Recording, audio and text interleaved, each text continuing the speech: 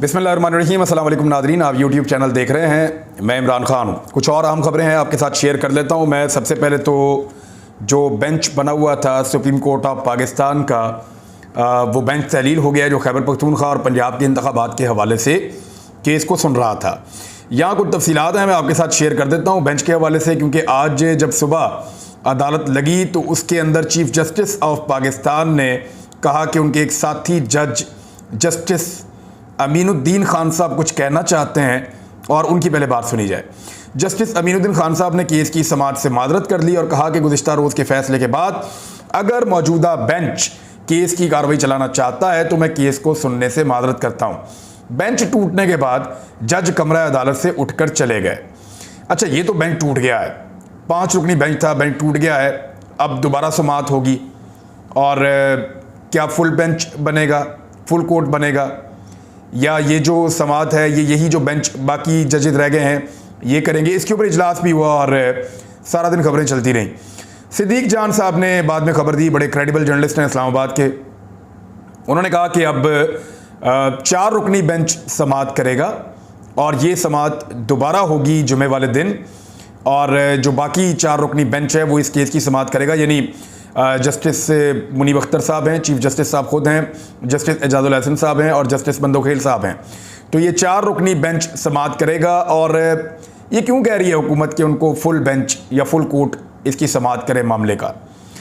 देखें, full bench का मामला ये है कि हुकूमत ने अपने आदाद शुमार जमा किए हुए हैं और मुबैना तौर पर, यानी बहुत सारे लोग ये माजी में कहते रहे हैं कि PMLN ने इतनी पनीरी लगाई है जजेस की पाकिस्तान में कि उनको अगले कई साल तक सहूलतकारी हासिल रहेगी अदलिया की जानिब से। इस किस्म का क्लेम किया जाता है और लोग इस तरह की बातें करते हैं, पाकिस्तान में सरेआम करते हैं। तो कुछ आदाद शुमार का एक आइन का मामला नहीं है, कानून का मामला नहीं है। मामला ये है कि अदालत के अंदर ऐसे कितने जज हैं जो PMLN को लगता है कि उनके मौक़िफ़ की सपोर्ट करेंगे। यानी मैं आपको एक फैक्ट बता देता हूँ और ये कुछ लोगों ने इसको शेयर भी किया है। फैक्ट ये है कि यानी मैं खुद तो कोई कानूनी माहिर नहीं हूँ इतना और इन मामलात को इतना ज़्यादा नहीं जानता, लेकिन जिन लोगों से मेरी बात हुई जो मुझे समझ आ रही है वो ये है कि जो कुछ वज़ीर कानून कहते रहे वही चीज़ें हमने जजेस के इख्तलाफी नोट के अंदर देखी, और फिर जो कुछ मखसूस जजेस कहते रहे वो चीज़ें हमने, एक बिल लाया गया हुकूमत की जानिब से, उसके अंदर भी देखी। अब वो बिल क्या है उसके ऊपर मैं अभी आगे चलकर बात करता हूँ, लेकिन सिचुएशन ये है कि दोबारा से इलेक्शन इल्तफा का केस समाअत के लिए मुकर्रर हो गया है। जस्टिस अमीन बेंच का हिस्सा नहीं होंगे, सुप्रीम कोर्ट के अंदर से ये खबर आ चुकी है, लिहाजा ये बेंच टूट कर दोबारा तश्कील पा गया है और जस्टिस अमीनुद्दीन के बाद अब बाकी 4 जजेस इस केस को सुनेंगे। ये केस पाकिस्तान के अंदर आइन के हवाले से और अवामी मफाद के हवाले से बहुत ज़्यादा अहमियत इख्तियार कर गया है। ये इस कदर ज़्यादा अहमियत इख्तियार कर गया कि पूरे पाकिस्तान की नज़रें इस वक्त इसी केस के ऊपर है। इमरान खान साहब ने यहाँ पे एक बड़ा बोल्ड स्टेटमेंट दिया है। बोल्ड मैं इसलिए कह रहा हूँ कि एक तरफ PMLN, उनके सहाफ़ी, दानिश्वर, वो सारे लोग, PDM की जमातें, वो ये कैलकुलेशन कर रहे हैं कि कितने जजेस उनके हक में फ़ैसला देंगे, कितने उनके खिलाफ फ़ैसला देंगे। इमरान खान इससे बाहर निकल कर सोच रहे हैं। उन्हें लगता है कि अदलिया कभी भी आइन के खिलाफ फ़ैसला ही नहीं दे सकती। हालांकि चौधरी एतजाज़ अहसन साहब ने आज TV चैनल से बात करते हुए कहा कि अगर अब सुप्रीम कोर्ट ऑफ पाकिस्तान से उम्मीद लगाई जा रही है तो इन्ना लिल्लाहि व इन्ना इलैहि राजिऊन। उन्होंने बहुत बड़ी बात कर दी है, उसकी तफसीलात में मैं नहीं जाना चाहता। अदलिया का जो एहतराम है वो हर सूरत मलहूज़े खातर रखा जाना चाहिए। जो PDM की जमातें या PDM के साथ जुड़े हुए सहाफ़ी अदलिया के साथ करते हैं, यानी इस तरह के लतीफ़े चलाए जाते हैं, बेंच टूट गया, मुरम्मत वाला चाहिए। जस्टिस बंदयाल की एक बंदयाल जो बस है उसको दिखाया कि वो गिरी हुई है मुख्तलिफ जगह के ऊपर, जी बंदयाल बस गिर गई है, तो वो टॉन्ट करते हैं। और ये वो सीनियर लोग हैं जो बड़े लंबे अरसे से अदालतों के अंदर काम कर रहे थे। तो अब इनके पोल खुल रहे हैं, इनकी औकात नज़र आ रही है, पता चल रहा है कि इनका सहाफ़त से कोई ताल्लुक़ नहीं है, ये सियासी जमातों के ग़ुलाम हैं। ये जजेस को ऊपर भी ले जा सकते हैं अपनी खबरों के अंदर ये कहते हुए कि वो आइन और कानून की सरबुलंदी हो रही है, और नीचे भी गिरा सकते हैं। मिसाल के तौर पर सो मोटो जब हुआ था उस वक्त तो बहुत अच्छा था जब इमरान खान की हुकूमत को ख़त्म किया गया था, लेकिन अब सो मोटो बहुत बुरा है इसलिए कि इलेक्शन में जाना पड़ रहा है। ये सो मोटो शहबाज शरीफ की हुकूमत को तो ख़त्म नहीं कर रहा, ये सो मोटो तो पाकिस्तान को इलेक्शन के अंदर लेकर जा रहा है। लेकिन आप गौर कीजिए, मैं आपके सामने एक फैक्ट रखता हूँ, वो ये है कि 1997 में 1997 में ये नवाज शरीफ साहब की साजिश थी, उस वक्त भी यही इसी तरह का काम हुआ था। जस्टिस इरशाद हसन साहब की सरबराही में 3 रुकनी बेंच बना था। उसने चीफ जस्टिस सज्जाद अली शाह को मजीद अहकामात तक काम करने से रोक दिया था। उस वक्त भी अदलिया को नवाज शरीफ साहब ने लड़ाने की साजिश की थी, क्योंकि नवाज शरीफ साहब का अपना मामला जो है वो अदालत के अंदर आ गया था। नवाज शरीफ साहब को खतरा था कि फैसला उनके खिलाफ आएगा, तो उन्होंने अपने हम ख्याल जजों के ज़रिए से उस वक्त इस किस्म का एक माहौल बना दिया था अदालत में कि जजेस को आमने सामने लाकर खड़ा कर दिया था। आज 2023 की मैं खबर सिर्फ आपके साथ शेयर कर देता हूँ। जस्टिस कादी फायद ईसा साहब की सरबराही में 3 रुकनी बेंच बनता है, और 3 रुकनी बेंच जो है वो चीफ जस्टिस का जो बेंच बनाने का इख्तियार है उसको, और सो मोटो के बारे में भी कहते हैं कि जी ये आइन में मौजूद नहीं है, और रूल्स जब तक नहीं बन जाते तब तक तमाम सो मोटो केसेस मुलतवी कर दिए जाए। अब मामला ये है कि इमरान खान की हुकूमत भी तो सो मोटो के नतीजे में गिरी थी, वरना इमरान खान था उस वक्त तो पाकिस्तान को इलेक्शन में ले गए थे इमरान खान साहब बाजवा के दौर में ही। तो अब मामला ये है कि अगर तो आपने सो मोटो का मामला ख़त्म करना है या उसके ऊपर आपने नज़रसानी करनी है, तो फिर कासिम सूरी की रूलिंग वाले मामले से शुरू करें ना। कासिम सूरी को फिर अपील में जाना चाहिए, और वो कह रहे हैं कि मैं अपील में जाऊंगा भी। कादी फायद ईसा साहब को लेकर 1-2 चीज़ें बड़ी इंपॉर्टेंट हैं। वो ये है कि मरियम नवाज ने और PMLN ने कादी फायद ईसा साहब को बहुत मुतनाज़ जज बना दिया है। यानी जब कादी फायद ईसा साहब अपने ऊपर लगे हुए इल्ज़ामात का सामना कर रहे थे, जिनको अब हुकूमत ने शहबाज शरीफ साहब ने 1 साल के बाद वापस लिया है, इस मौका पर जब कादी फायद ईसा साहब ने ये वाला काम किया है, इस मौका पर हुकूमत का वो वाला केस वापस लेना, इन चीज़ों को भी शक की नज़र से लोग देख रहे हैं और उनके ऊपर तनकीद कर रहे हैं। कामरान खान साहब ने भी इस पर बात की है, सीनियर सहाफ़ियों ने और ने भी बात की है कि ये कैसे हो सकता है कि हुकूमत एक ऐसे मौका पर जब कादी फायद ईसा साहब का एक जो डिसीजन है वो हुकूमत को फ़ायदा दे रहा है, इस मौका पर हुकूमत उनके खिलाफ जो एक इल्ज़ामात का भंडार था उसको वापस ले ले। कादी फायद ईसा साहब पे जब इल्ज़ामात लगे तो उस वक्त मरियम नवाज साहिबा ने उनको बहुत सपोर्ट किया। हालांकि जजेस को सियासी लोगों की सपोर्ट दरकार नहीं होती, लेकिन बहुत ज़्यादा सपोर्ट किया, और उस सपोर्ट की वजह से कादी फायद ईसा साहब को ऐसे टैग किया गया कि वो इमरान खान साहब के ख़िलाफ़ है और नवाज शरीफ के हक़ में है। तो उनकी जो चीज़ें इस तरह की आती हैं फिर लोग सवालात उठाते हैं, तो इसी तरह जजेस जो हैं वो मुतनाज़े हो जाते हैं। इमरान खान साहब का जो बड़ा चैलेंज है, जो उनका स्टेटमेंट है वो ये है, और ट्वीट करते हुए उन्होंने कहा कि इलेक्शन इल्तवा केस की समाअत के लिए सुप्रीम कोर्ट का चाहे 5 रुकनी बेंच हो या फुल बेंच हो, हमें कोई फ़र्क नहीं पड़ता। यानी PDM की जमातें पहले दिन से जोर लगा रही हैं, जज निकालो, ये जज रखो, ये जज इधर लेके आओ, वो जज उधर लेके जाओ, पहले दिन से जोर लगा रही है। तो इमरान खान साहब ने कहा कि कोई फ़र्क ही नहीं पड़ता, चाहे 5 रुकनी बेंच सुने तो चाहे आप फुल बेंच बना दें, हमें कोई फ़र्क नहीं पड़ता। हमें सिर्फ ये जानना हम चाहते हैं कि इंतखाबात आइन में फराहम करदा 90 दिन के दौरान हो रहे हैं या नहीं। यानी आइन के अंदर लिखा है कि 90 दिन में इंतखाबात होंगे, हम तो जानना चाहते हैं कि 90 दिन में आप इंतखाबात करवा रहे हैं पाकिस्तान में या नहीं करवाना चाह रहे, यही हम जानना चाहते हैं। हमने पंजाब और खैबर पख्तूनख्वा की असम्बलियाँ तहरील करने से पहले अपने आला तरीन आइनी माहिरीन से मुशावरत की थी, जिन सब की मुतफ़िक़ा राय यही थी कि 90 रोज़ में इंतखाबात कराने की आइनी शिक से इनहराफ मुमकिन नहीं है, नहीं किया जा सकता। लेकिन अब मुजरिमों की इम्पोर्टेड हुकूमत, इनके सरपरस्त और नहायत मुतनाज़े इलेक्शन कमीशन ने आइन का खुला मजाक बनाया हुआ है। दस्तूर की मुख्तलिफ शिकों को अपने काबिल अमल जबकि दीगर को नाकाबिले नफाज करार देकर यह गिरोह दरअसल पाकिस्तान की असास पर हमला आवर है, जो आइन और कानून की हुक्मरानी पर इस्तवार है। ये लोग इंतखाबात से इस हद तक खौफजदा है और अपने सज़ा याफ्ता मुजरिम कायदीन को बचाने के लिए इस कदर बेचैन हैं कि दस्तूर और कानून की हुक्मरानी की आखिरी अलामत तक को मिटाने पर आमादा है। ये इमरान खान साहब ने ट्वीट किया है। दलेराना ट्वीट है कि जैसा मर्जी बेंच बन जाए जी, फैसला करो फटाफट कि आइन के मुताबिक पाकिस्तान में इंतखाबात होने हैं 90 दिन के अंदर या नहीं होने। यानी अदालत को इस चीज़ में उलझा दिया कि सो मोटो हो सकता है या नहीं हो सकता, अदालत को इस चीज़ में उलझा दिया कि बेंच बन सकता है या नहीं बन सकता। जो असल मामला है कि आइन पाकिस्तान के मुताबिक तहलील शुदा असम्बली में इंतखाबात 90 रोज़ में होने हैं या नहीं होने, उसके ऊपर कोई बात ही नहीं कर रहा, उसके ऊपर कोई आगे नहीं बढ़ना चाहता। फुल कोर्ट भी बन जाए मेरे ख्याल में, जजेस कभी भी, मुझे तो ऐसा नहीं दिखाई देता कि कभी भी जजेस, अगर सारे जज इकट्ठे भी बैठ जाएं तो वो इज्तिमाई शऊर के जरिए भी आइन से मुतसादम कोई फैसला नहीं दे सकते कि जनाब हम ये चाहते हैं, नजरिया ज़रूरत है तो पूरे पाकिस्तान में इकट्ठे इंतखाबात करवा दिए जाएं। नहीं हो सकता।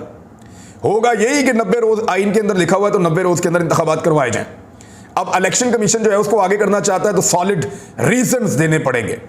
और जिस किस्म के रीजंस उन्होंने दिए, इन रीजंस के साथ तो कोई भी हुकूमत 10 साल 15 साल इक़्तिदार में रह सकती है, इंतखाबात से भाग सकती है। अब जो अदालती इस्लाहात से मुताल्लिक इस्लाहात तो वो कह रहे हैं, एक्चुअली ये अदालत के ऊपर अटैक ही कहा जा रहा है। जो बिल है वो सेनेट से भी मंजूर कर लिया गया है, यानी इतना तेज़ ये कार्रवाई डालते हैं। NRO 2 लेना हो, धड़ाधड़ कार्रवाई करते हैं फौरी तौर पे। आर्मी चीफ की एक्सटेंशन का कानून आना हो, जनरल बाजवा के दौर में सारे इकट्ठे होते हैं, जाके कानून साजी करते हैं, धड़ाधड़ करते हैं। अब इस वक्त अदलिया को जो है वो कंट्रोल करने की कोशिश की जा रही है या उनके ऊपर एक अटैक किया जा रहा है, तो सब ने जो है वो इसके अंदर अपना हिस्सा डाल दिया फौरी तौर पर।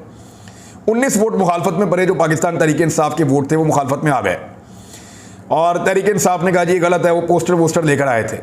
लेकिन ये जो कानून नया बना है इसके मुताबिक कुछ चीज़ें की गई हैं और नवाज शरीफ को भी एक फ़ायदा पहुंचाने की कोशिश की गई है। कानून के अंदर चीफ जस्टिस ऑफ पाकिस्तान के इख्तियारात को कम किया जा रहा है, सो मोटो के इख्तियारात जो हैं उनको महदूद किया जा रहा है और उसके साथ जो बेंच की तश्कील और दीगर चीज़ें हैं, अभी इसकी तफसीलात सामने आएंगी, आपके साथ शेयर करेंगे। इन्होंने बड़ी वारदात डाली है और बैठकर एक ऐसी कार्रवाई डाली है जिससे इंतखाबात में ना जाना पड़े, यानी इंतखाबात से बचने के लिए पाकिस्तान के आइन और कानून के साथ लगातार खिलवाड़ हो रहा है और वो ये हुकूमत कर रही है। इसके ऊपर जो है PTI के सेनेटर अली जफर, उन्होंने एक दावा कर दिया। उन्होंने कहा ये मुमकिन नहीं है कि ये टिक जाए, अदालत के अंदर मैक्सिमम 20 दिन के अंदर ये सारी आपकी कानून साजी उड़ जाएगी। आप आइन के आर्टिकल 184(3) के अंदर तरमीम करना चाहते हैं, यानी जो जज साहब का इख्तियार है वो 184(3) के तहत है और ये आइन का आर्टिकल है। इसमें तरमीम करनी है तो आपको 2/3 अक्सरियत चाहिए। आइनी तरमीम के लिए 2/3 अक्सरियत होती है। इस हुकूमत के पास सादा अक्सरियत नहीं है, लिहाजा आइन की तरमीम ये नहीं कर पाएंगे और सुप्रीम कोर्ट ऑफ पाकिस्तान में ये जो बिल इन्होंने बनाया ये उड़ जाएगा। और इस बिल के अंदर नहायत चालाकी से इन्होंने नवाज शरीफ को बचाने के लिए भी मामला शामिल कर दिया है कि 184(3) जो है, क्योंकि नवाज शरीफ साहब को भी सज़ा हुई है, वो ये चाहते हैं कि नवाज शरीफ की सज़ा माफ़ हो जाए इसी बहाने। और इसको मोहसिन दावर ने नवाज शरीफ साहब की मुबैना तौर पर ख्वाहिश के ऊपर इसके अंदर डाला है। मोहसिन दावर आप जानते हैं कि वो ड्रोन हमलों के भी हक़ में है, हमेशा से इमरान खान का बहुत मुखालिफ है और नवाज शरीफ साहब का बड़ा मुरीद है ऐसा लगता है, और उसने इसको बीच में मोहसिन दावर ने डाला है इसको तरमीम के अंदर या इस बिल के अंदर। अब मामला ये है कि नवाज शरीफ के लिए पाकिस्तान में कितनी मरतबा आइन बदला गया या कानून बदला गया, आप हैरान हो जाएंगे। ये वो आदमी है जिसके लिए बार बार पाकिस्तान का कानून ही तब्दील कर दिया गया। जब तीसरी मरतबा वज़ीर आज़म बनना था नवाज शरीफ में तो आइन में तरमीम कर दी गई। नवाज शरीफ ने पाकिस्तान से बाहर जाना था तो कानून तोड़ दिया गया, डील कर दी गई। NRO 2 देना था, फिर कानून तोड़ दिया गया, बिल्कुल कानून ही बदल दिया गया। नवाज शरीफ साहब ने रायवंड में ज़मीन खरीदनी थी, कानून ही बदल दिया गया। नवाज शरीफ के लिए जितनी मरतबा पाकिस्तान में कानून बदला गया और तोड़ा गया है, उतना पाकिस्तान में किसी के लिए भी ऐसा नहीं किया गया। मिसाल के तौर पे मैं आपको चंद चीज़ें गिनवा देता हूँ। रायवंड की ज़मीन खरीदनी थी, रूल्स बदल दिए गए और जब खरीद ली तो रूल्स वापस बदल दिए गए। नवाज शरीफ ने तीसरी मरतबा वज़ीर आज़म बनना था, रूल्स बदल दिए गए और आइन में तरमीम कर दी गई। नवाज शरीफ ने पाकिस्तान से बाहर जाना था मुशर्रफ के दौर में, NRO दिया गया और डील करके नवाज शरीफ को कानून के खिलाफ बाहर निकाला गया। नवाज शरीफ ने वापस आने के बाद दोबारा करप्शन की, दोबारा केसेस में फंसा, फिर गिरफ्तार हुआ। नवाज शरीफ को निकालने के लिए दोबारा अदालत ने 50 रुपए के स्टाम्प के ऊपर पहली मरतबा एक सजा याफ्ता मुजरिम को निकाल के बरतानिया भेज दिया, फिर कानून तोड़ दिया गया। और NRO 2 लेना था नवाज शरीफ साहब ने, दोबारा कानून बदल दिया गया और अब एक मरतबा फिर कानून बदलने की कोशिश की जा रही है कि 184(3) वाला जो मामला है नवाज शरीफ साहब को उसमें रिलीफ मिले और ये बारीक वारदात डालने की कोशिश की गई है। लेकिन ये मामला चलेगा नहीं क्योंकि वकला अब खड़े हो रहे हैं। सुप्रीम कोर्ट ऑफ पाकिस्तान के साथ वकला खड़े हो रहे हैं। लाहौर में होने वाले कन्वेंशन ने बुनियादें हिलाकर रख दी हैं PDM की। वकला बहुत बड़ी तादाद में इकट्ठे हुए। वकला ने बड़ा क्लियर मैसेज दिया है, पाकिस्तान भर के वकला, वो तमाम वकला जो शामिल थे जजेस बहाली की तहरीक के अंदर, उनके सरकर्दा रहनुमा बड़े वकला तमाम के तमाम इस वक्त खड़े हैं एक साथ और वो बात कर रहे हैं आइन की सरबुलंदी की। वो कह रहे हैं इंतखाबात उनके अपने वक्त के ऊपर होने चाहिए, आइन के मुताबिक होने चाहिए। अदलिया पर हमलों के वो खिलाफ खड़े हो गए हैं, इंसानी हकूक़ की खिलाफ वर्जियों के ऊपर वो मजम्मत कर रहे हैं। बदतरीन तशद्दुद और झूठे पर्चे और गिरफ्तारियां जो की जा रही हैं और गैर आइनी ख्वाहिशात जो हैं PDM की, उनके खिलाफ वकला डट गए हैं। इस तहरीक में इस मरतबा कोई लंबे चौड़े फंड्स नहीं आ रहे। पहले परवेज़ मुशर्रफ ने इल्ज़ाम लगाया था कि वकला को फंड्स दे रही थी सियासी जमातें और बाहर से भी आ रहे थे। इस मरतबा ऐसा नहीं है, लेकिन वकला को ये पता है कि अगर पाकिस्तान में आइन और कानून की सरबुलंदी होनी है तो फिर ये करना पड़ेगा, और वो डट गए हैं और वो ये काम कर रहे हैं। हसन नियाज़ी जो है वो रिहा हो गया। क्या हासिल कर लिया उसको गिरफ्तार करने वालों ने? वो आएगा और पहले से ज़्यादा बढ़ के काम करेगा, लोग उसको ज़्यादा फॉलो करेंगे, ज़्यादा उसके साथ चलेंगे, और ये बड़ी अच्छी बात है। सियासी कारकुनों के लिए ये चीज़ें तमगे होते हैं, लेकिन रियासत इसमें बदनाम होती है। रियासत को ये बात समझ नहीं आ रही। अदर मशवानी के बारे में मैं एक बात आपको करना चाहता हूँ, बहुत सारी और चीज़ें हैं, फिर अगले वीलॉग में आपको बताऊँगा, लेकिन अदर मशवानी को गायब कर दिया गया, लाहौर से उठा लिया गया। पुलिस कह रही है हमारे पास नहीं है, चारों सूबों में पता कर लिया, सारे इदारे कह रहे हैं हमारे पास नहीं है। यानी FIA या पुलिस ही उठा सकती है ना, सबने लिख कर दे दिया कि जी हमारे पास नहीं है। तो फिर कौन ले गया अज़ल मशवानी को? आप सब जानते हैं कि कौन ले गया। जब बलूचिस्तान में लोग लापता होते थे, सिंध में होते थे, खैबर पख्तूनख्वा के कबायली इलाकों में लोग लापता होते थे, तो तब ये चीज़ इतनी शिद्दत से महसूस नहीं की जाती थी, और बाद औक़ात लॉ इन्फोर्समेंट जो है वो इस किस्म की यकीन दहानी भी करवाते थे सहाफ़ियों को कि एक्चुअली पाकिस्तान का कानून बड़ा कमज़ोर है, तो हमें कुछ दहशतगर्दों को, बड़े खौफनाक लोगों को मावरा कानून उनके साथ चलना पड़ता है। इस किस्म की वो जस्टिफिकेशन भी बाद औक़ात ऑफ द रिकॉर्ड देते थे। लेकिन अब उनकी जस्टिफिकेशन कौन मानेगा, जब लाहौर से एक आदमी को सिर्फ बोलने के जुर्म में उठा लिया गया, अज़हर मशवानी को, और गायब कर दिया गया। ये तो कोई दहशतगर्द नहीं है, ये तो कोई रियासत के खिलाफ कोई इस किस्म का प्रोपेगेंडा या रियासत के खिलाफ कोई इस किस्म के बम नहीं बना रहा और चला नहीं रहा। मैं एक चीज़ कहना चाहता हूं कि पाकिस्तान के जो चीफ जस्टिस साहब हैं, chief of the army staff, उनसे भी मैं कहना चाहता हूं, IG पंजाब भी सुन लें, जो FIA के DG हैं वो भी सुन लें, राणा सनाउल्लाह भी चलें सुन लें, और बाकी सब लोग भी। उन सबके भी बेटे हैं। मैं उनके बेटों के नाम नहीं जानता, लेकिन मुझे ये पता है कि उन सबको अपने बेटों से बहुत प्यार है। ज़रा एक लम्हे के लिए अपने बेटे को अपने दिमाग में लाइए और लाकर ये सोचिए कि आपके बेटे को अपनी मर्जी से बात करने के जुर्म में गायब कर दिया गया है, और अब आपका बेटा आपको नहीं मिल रहा।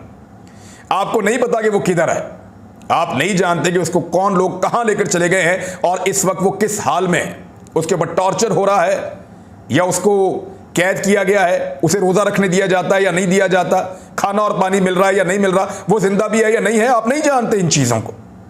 और जब आप इन चीज़ों को नहीं जानते अपने बेटे के बारे में, तो सोचिए आपके दिल पर क्या गुजरेगी। अज़हर मशवानी भी किसी का बेटा है, और इससे पहले जितने लोग लापता हुए वो भी किसी के बेटे हैं।